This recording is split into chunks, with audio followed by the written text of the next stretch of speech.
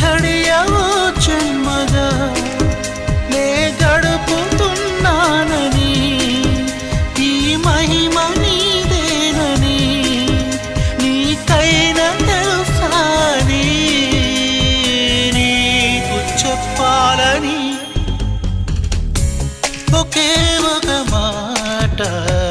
మదిలోన దాగుంది మౌనంగా